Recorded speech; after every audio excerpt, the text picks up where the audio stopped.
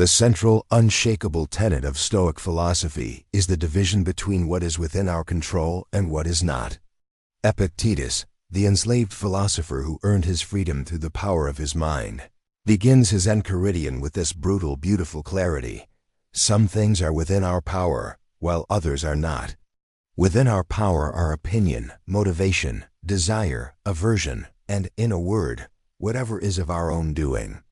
Not within our power are our body, our property, reputation, office, and, in a word, whatever is not of our own doing. This is not a mere philosophical suggestion.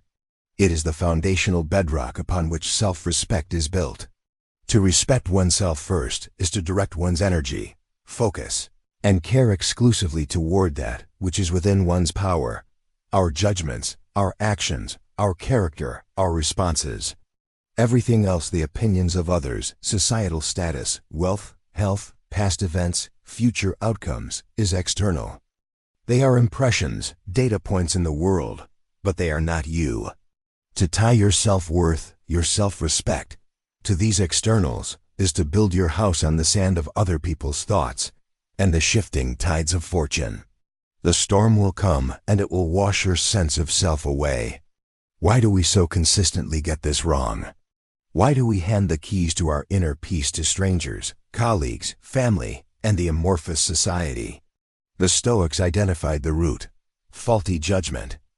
When someone insults you, the initial impression is the sound of the words, the sight of their face. That is external, beyond your control.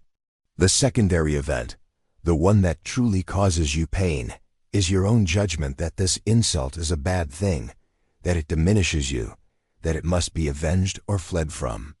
This judgment is within your control. You have, in that moment of assent to the initial impression, betrayed yourself. You have allowed an external event to dictate your internal state. This is the birthplace of self-betrayal and the death of self-respect. Marcus Aurelius, the emperor of Rome, the most powerful man in the known world, constantly reminded himself of this in his private journal. Meditations. You have power over your mind, not outside events.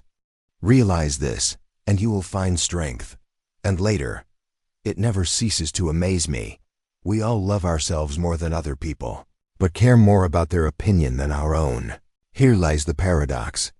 We instinctively seek our own advantage and comfort, yet we outsource the valuation of our own being to a committee of others who are doing the exact same thing, jockeying for position, protecting their own fragile egos. It is a madness, a collective agreement to be each other's jailers. Self-respect, in the Stoic sense, is therefore not about arrogance, bluster, or demanding deference. It is the quiet, relentless practice of sovereignty over your own inner kingdom. It begins with a rigorous audit of your dependencies. What praise makes you preen? What criticism makes you crumble? Whose glance across the room can alter your entire mood? Each of these is a chain, a voluntary surrender of your prohairesis, your moral purpose, your faculty of choice.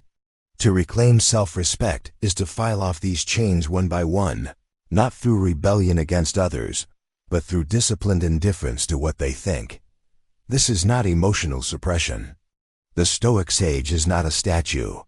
The goal is apatheia, not apathy in the modern sense, but freedom from destructive, enslaving passions, pathos, that cloud judgment. You will feel the sting of an insult. The impression is natural, but between that impression and your reaction lies a space. In that space is your freedom, your power to choose your response. Will you judge this event as a catastrophe? Or will you judge it as irrelevant to your moral purpose? Will you see the insulter as a misguided person, acting from their own ignorance of what is good, as Socrates might view them? Your respect for yourself is measured by your ability to dwell in that space, to guard it as your most sacred temple. Seneca, the statesman and dramatist, writes in his letters, "We are not given a short life, but we make it short, and we are not ill-supplied, but wasteful of it." This wastefulness is most evident in how we squander our mental and emotional energy on externals. We beg for validation, we rage against unfair treatment, we despair when overlooked. Each moment spent in this beggary is a moment stolen from the true task of life, living virtuously in accordance with nature, which for a rational being means living with wisdom, courage, justice, and temperance. The external world will treat you as it will. This is a law of physics. People, governed by their own passions, ignorance, and desires, will act as they do. To expect otherwise is to demand that the river flow uphill. The man who lacks self-respect stands by the riverbank, screaming at the water for being wet, raging when it splashes him, believing each ripple is a personal affront. The man with self-respect observes the river, understands its nature, and decides whether to draw water from it, sail upon it, or simply admire its course from a stable shore. He does not blame the river. He interacts with it on his own terms. Therefore, the first and most critical step in ensuring you are not treated like nothing is to stop treating yourself like nothing by entangling your worth with the ephemeral. Your body will age. Your possessions will scatter. Your reputation will be a whisper, then silence. If your self is built from these materials, you are building a ghost. The Stoic asks, what is left when all of that is stripped away? What is the core? It is your capacity for reason, for choice, for virtue. This is the only possession that cannot be taken from you unless you willingly give it away. It is the only thing worthy of your ultimate respect. Cultivating this begins with the morning ritual. Marcus Aurelius wrote, "When you wake up in the morning, tell yourself, the people I deal with today will be meddling, ungrateful, arrogant, dishonest, jealous, and surly. They are like this because they cannot tell good from evil. But I have seen the beauty of good and the ugliness of evil, and have recognized that the wrongdoer has a nature related to my own."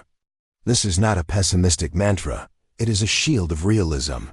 By preparing your judgment in advance, you disarm the power of others' actions to surprise and destabilize you. You meet the world from a position of understanding, not naive expectation. You respect yourself enough to prepare for reality, not to demand that reality conform to your childish wishes.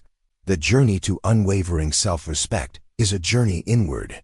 It is a withdrawal from the cacophonous arena of public opinion into the quiet, unassailable citadel of your own mind. It is saying, as Epictetus did, "If anyone tells you that a certain person speaks ill of you, do not make excuses about what is said, but answer, 'He was ignorant of my other faults, else he would not have mentioned these alone.'" This is the ultimate power move. It is not self-deprecation, but a profound acknowledgement that your worth is not on the table for discussion. Your faults are your own business for correction, not others' business for condemnation. By accepting the criticism with humorous detachment, you reveal that you hold the gavel in your own court. You have respected yourself enough to render the external court irrelevant. This is the unshakable foundation. From here, we build the walls.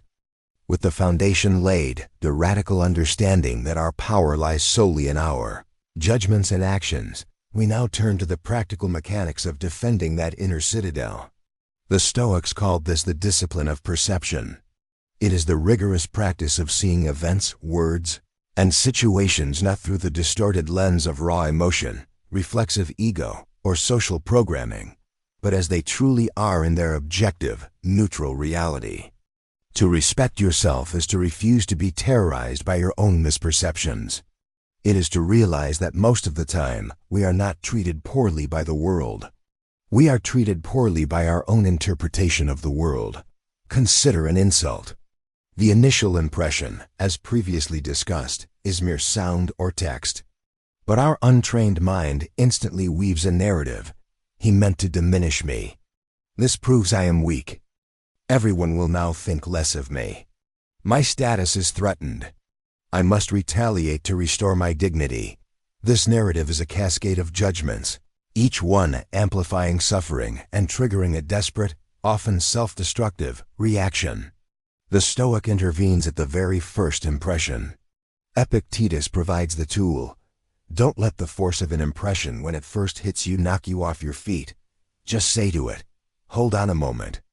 Let me see who you are and what you represent. Let me put you to the test." This pause is the essence of self-respect. It is the assertion of your sovereignty over your own mind. What does putting the impression to the test look like? Marcus Aurelius offers a method. Strip away the legend that encrusts it. Separate the bare, objective fact from the story you're telling about it. The fact is, a person made certain sounds with their mouth. That is all. The legend is, they are powerful, they intend my ruin. This defines me. Is the legend true? Is it useful?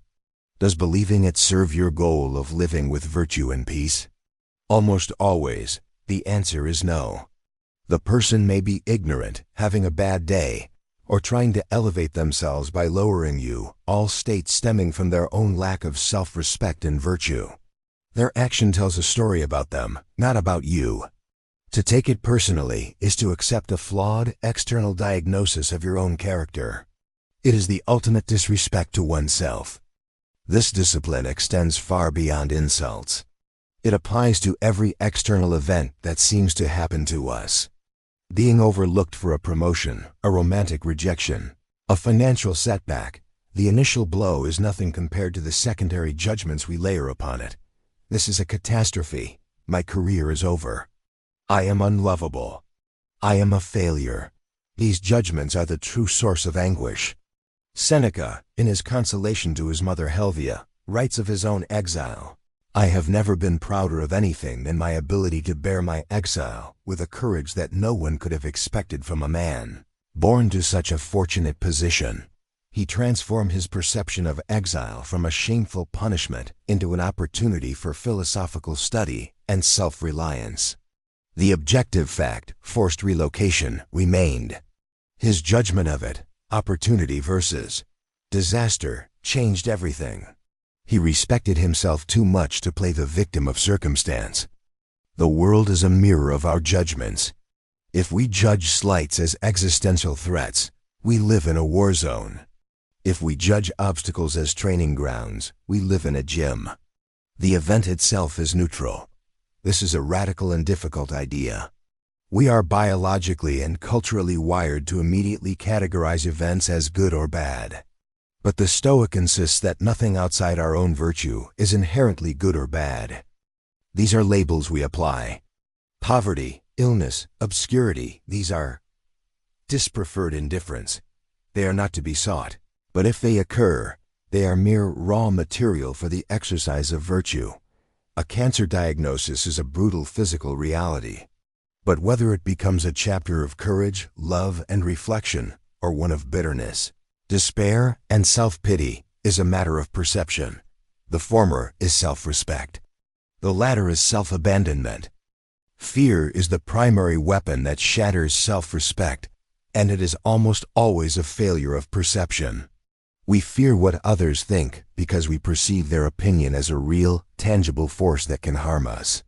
But their opinion is a thought in their mind, as ephemeral as a cloud. We fear failure because we perceive it as a final verdict on our worth, rather than a single data point in a long life of effort. We fear loss because we perceive our possessions as extensions of ourselves. The discipline of perception demands we look at the feared object head-on. What is it, in its simplest parts? What is the worst that can truly happen? Often, the worst is not death or physical harm, but a blow to our pride, a change in our comfort. Are we so fragile that our self-respect depends on constant comfort and applause? To believe so is to disrespect our own innate resilience. Marcus Aurelius, facing the tumult of war, plague, and betrayal, constantly practiced this. Today I shall be meeting with interference, ingratitude, insolence, disloyalty, ill will, and selfishness, all of them due to the offender's ignorance of what is good or evil. Notice he does not say, I shall meet evil people. He says he will meet people acting from ignorance. This perceptual shift is monumental. It replaces hatred with pity, rage with a calm resolve to act justly regardless. It allows you to engage with the world without being poisoned by it. You respect yourself too much to ingest the bitterness that others are trying to serve you. This discipline requires constant vigilance. The mind is a storyteller, and in the absence of conscious direction, it will spin tales of dread and slight. Therefore, we must become editors of that internal narrative. This is the practice of prosocion, attention.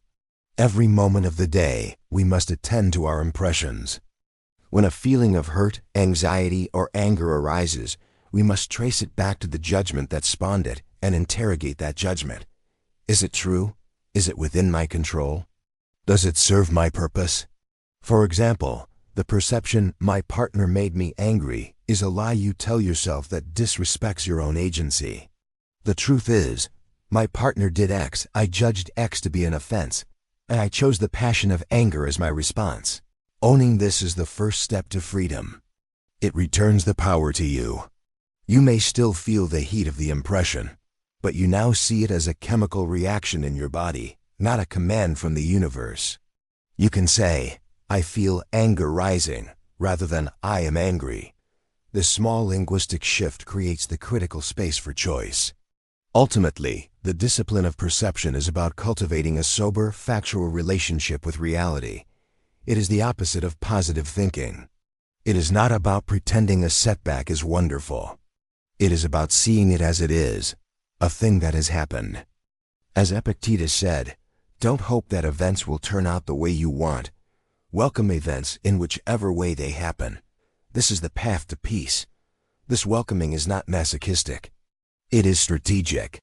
To fight against an unchangeable fact is to be like a man chained to a cart, dragged along while he screams and resists.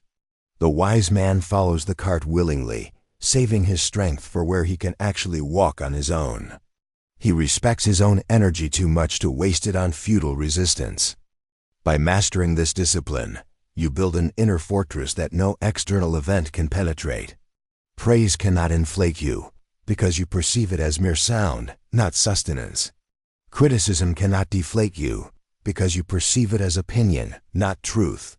Fortune cannot elevate or crush you, because you perceive it as weather, passing and indifferent. You stand firm, not as an unfeeling rock, but as a conscious, rational being who chooses his own storms. You have respected yourself enough to seek truth over comfort, clarity over delusion. From this position of clear sight, you can now engage with the world through purposeful action, which is the domain of the next discipline. A clear, unclouded perception of the world provides the stable ground upon which to stand.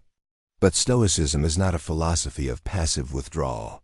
From this fortress of clarity, we must act.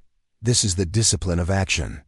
It dictates that our actions in the world, our choices, must be guided by virtue, arete, specifically the cardinal virtues of wisdom, courage, justice, and temperance. To respect yourself is not to hide from the world, but to engage with it on your own terms, according to your principles, regardless of how you are treated. It is to become an active, virtuous cause in the world, not a perpetual, complaining effect of other people's actions. The core Stoic maxim for action is to focus solely on the effort, not the outcome. Our sphere of control begins and ends with our intention, our attempt, our correct action. The result, whether we succeed, are praised, rewarded, or even understood, is an external, firmly in the domain of fortune and other people's choices. To tie our self-respect to the outcome is to once again chain ourselves to the wagon of externals. Epictetus drills this home. In life, our first job is this: to divide and distinguish things into two categories: what externals are not up to us, and what choices are up to us. Where will I find good and bad? In me, in my choices. Your good, your worth, is located in the quality of your attempt, in the integrity of your action. Did you act with honesty? With fairness, with courage? If yes, then you have succeeded, regardless of the worldly result. This is the inviolable core of self-respect. Consider a man who speaks truth to power, knowing he may face reprisal. The world may judge him a fool. He may lose his position. If his self-respect depended on keeping his job or the approval of others, this action would be impossible. But if his self-respect is rooted in his own virtue, the calculation changes. He asks, what does justice require of me in this moment? The action required is to speak the truth. He does so clearly and calmly. The outcome, whether he is lauded or fired, is not his concern. He has already won. He has respected his own moral character more than his comfort or status. He has treated himself as a being capable of integrity, and thus cannot be treated like nothing by any external consequence. This discipline transforms every interaction from a potential threat to a potential arena for virtue. The rude clerk is not an obstacle to your peace. He is an opportunity to practice patience and kindness, justice in the form of social duty. The daunting project is not a risk of failure. It is an opportunity to practice diligence and courage. The tempting distraction is not merely pleasurable, it is a test of temperance. When you view the world through this lens, you are never a passive victim. You are an active agent, constantly presented with raw material to sculpt your character. Marcus Aurelius, amid the crushing burden of imperial duty, framed it thus: the impediment to action advances action. What stands in the way becomes the way. The obstacle is not to be lamented. It is the very thing that calls forth your virtue. To shy away is to disrespect your own capacity for growth. This brings us to the crucial Stoic concept of duty, kathekana. For the Stoics, we are not isolated atoms. We are social beings, playing roles son, parent, citizen, employee, neighbor. Self-respect is not a license for selfishness.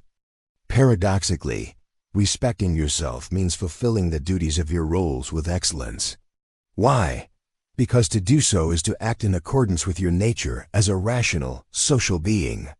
To neglect your duties out of laziness or fear is to betray your own nature, to treat yourself as something less than what you are. The father who abandons his family to pursue pleasure has not asserted his self-respect.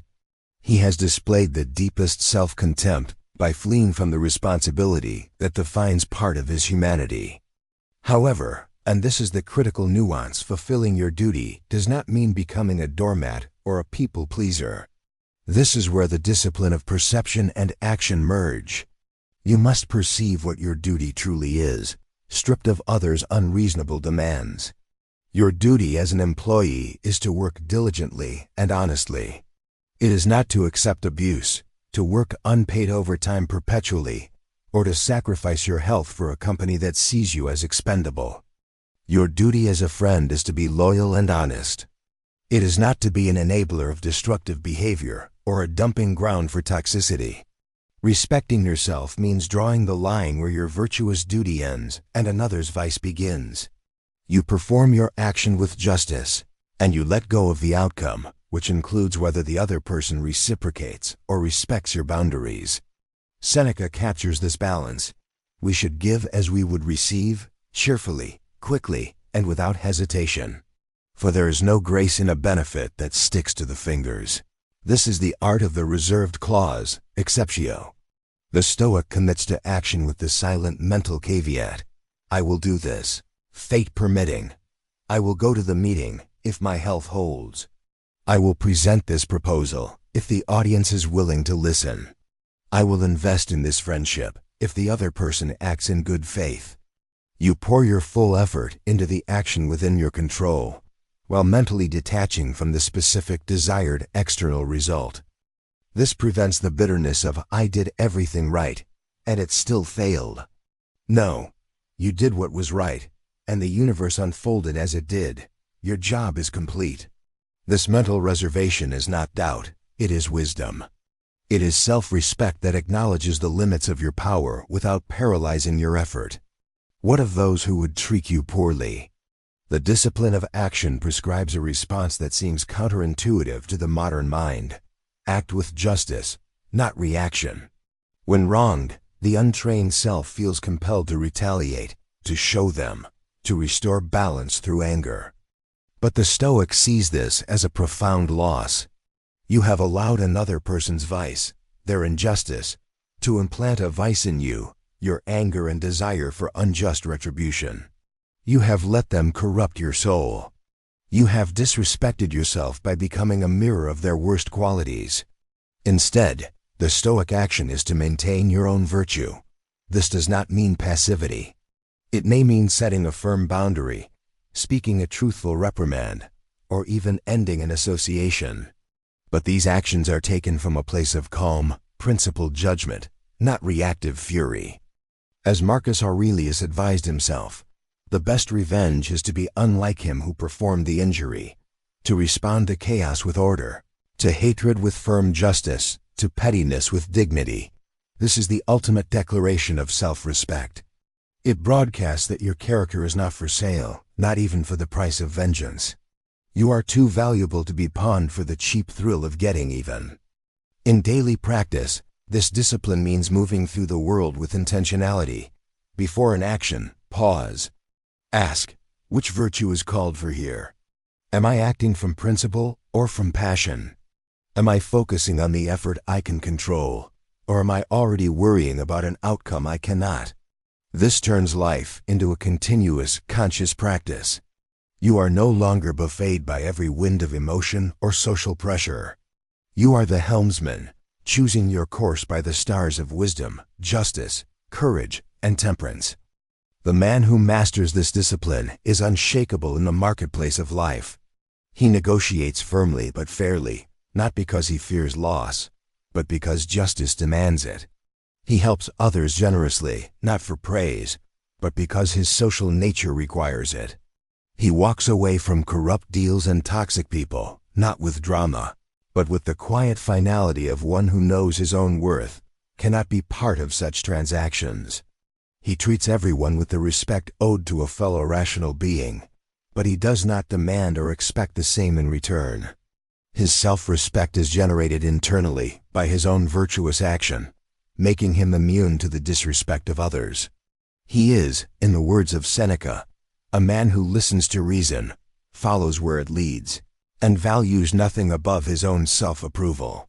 From this platform of virtuous action, we then face the final, most intimate frontier, our internal desires and aversions, the fuel of all our suffering. We have built our foundation on the dichotomy of control, sharpened our sight through the discipline of perception, and directed our energy through the discipline of action. Now we arrive at the most profound and challenging of the Stoic practices, the discipline of will. This is not will in the modern sense of stubborn force, but prohairesis, our moral will, our faculty of choice and assent. It is the final inner sanctum of self-respect. If the discipline of action governs what we do with what happens, the discipline of will governs how we accept what happens. It is the practice of aligning our desires and aversions perfectly with reality, so that we not only endure what occurs, but embrace it. The Stoics called this amor fati, the love of fate. To respect yourself first is to refuse to be in a state of perpetual war with reality. It is to understand that fighting against an unchangeable fact is the deepest form of self-harm, a futile beating of your spirit against the walls of the universe. Epictetus states it with characteristic bluntness. Don't seek for everything to happen as you wish, but wish for everything to happen as it actually does happen, and your life will be serene. This is the ultimate expression of self-respect, to value your own serenity and moral integrity so highly that you would rather change your own desires than demand the impossible from the world. It is the transition from, "Why is this happening to me?" to "This is happening. How can I use it for me?" Consider the most painful events: loss, betrayal, failure, illness. The untrained will reacts with raging aversion. "This should not be. I reject this. It is unfair." This reaction is a denial of what is. It is a refusal to accept the terms of existence, which include impermanence, randomness, and the free will and folly of others. This refusal creates a psychic reality as one way, but your will is pulled violently in another direction. All suffering resides in that. The discipline of will is the conscious, deliberate act of bringing your will into harmony with reality. You look at the loss and say, "This has happened. It is now part of the story. My task is not to wish it away, but to find the good, the lesson, the strength within it." This is not resignation. It is creative acceptance. Marcus Aurelius, who faced constant war, treachery, personal grief, and physical pain, lived this discipline daily. A blazing fire makes flame and brightness out of everything that is thrown into it. Your will is that fire. A weaker will is doused and smothered by misfortune. It becomes a sodden, smoking ruin. A strong, disciplined will uses the same event as fuel and transforms it into light and heat. The event itself is neutral. Your will assigns it its power. To choose to see the obstacle as fuel is the highest form of autonomy. It means you have taken the one thing that can never be taken, your power to choose your attitude, and wielded it with supreme mastery. This is self-respect in its most formidable guise. This practice finds its most beautiful expression in the concept of sympathia, the interconnectedness of all things in the cosmos. The Stoics viewed the universe as a single, rational, living organism. Every event, no matter how painful or seemingly chaotic, is a thread in a vast intelligent tapestry. Our limited perspective sees only a tangled knot on the underside. The Logos, the rational principle, sees the grand pattern on top. Amor fati is trusting that pattern even when you cannot see it.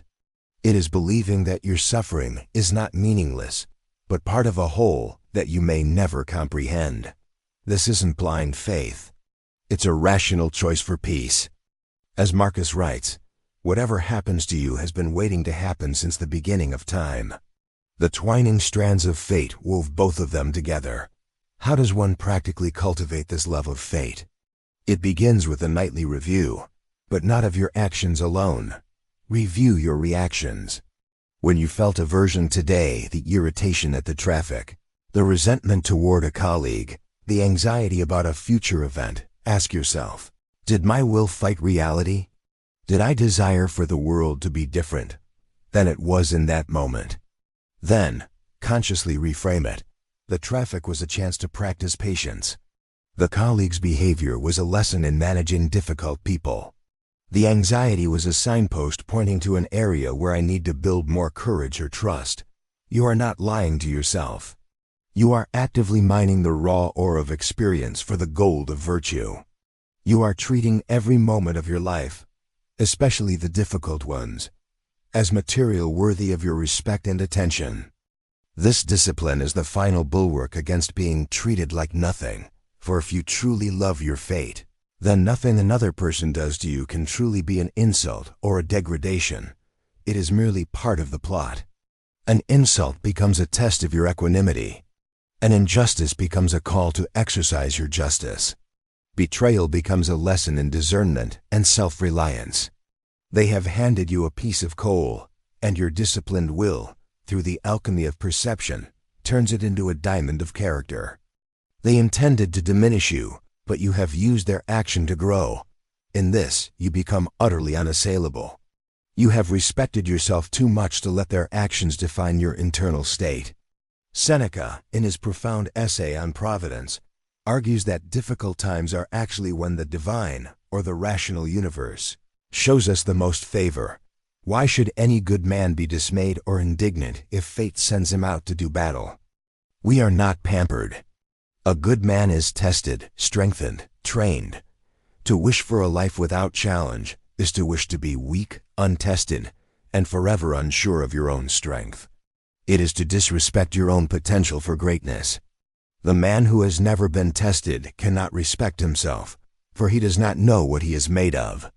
Therefore, the Stoic meets hardship with a kind of gratitude. Thank you for this chance to prove to myself who I am.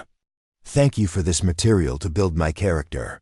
This brings us to the ultimate application, the contemplation of mortality, the master of all fears. To live with self-respect is to will your own death. Not in a morbid sense, but in the sense of fully accepting it as a natural, necessary, and even beautiful part of the whole. Marcus Aurelius wrote, "Do not act as if you had 10,000 years to live. While you live, while it is in your power, be good." And more pointedly, a trite but effective tactic against the fear of death. Think of the list of people who had to be pried away from life. What did they gain by dying old? They all lie dead. The fear of death makes us small.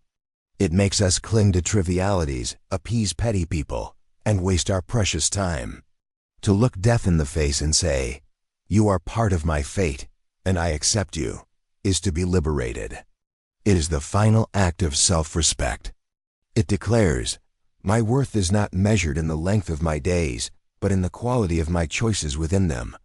I am not a beggar pleading for more time. I am an artist, using the time I have to create a life of virtue. In the end, the Stoic path of self-respect is a journey from slavery to sovereignty. You begin as a slave to opinions, desires, fears, and external outcomes. Through the three disciplines, you free yourself, layer by layer. You become the king of your inner world. And a true king does not rage against the weather. He builds sturdy shelters. He does not complain about the terrain. He learns to navigate it. He does not beg for loyalty. He acts with such justice and strength that loyalty becomes a natural response, though he never depends on it. Respect yourself first, and you will find that the world's treatment of you changes, not because the world has changed, but because you have. You no longer perceive neutral events as treatment. You no longer react to vice with vice. You no longer crave what you do not have, but love what you do. You stand in the marketplace of life, not as a merchant desperate for a sale, but as a sovereign on a walk among his people, engaged, observant, and unfazed by the noise. You have built the final fortress within, and its gate is peace. You have loved your fate, and in doing so, have become the one thing no one can ever treat like nothing, a free human being.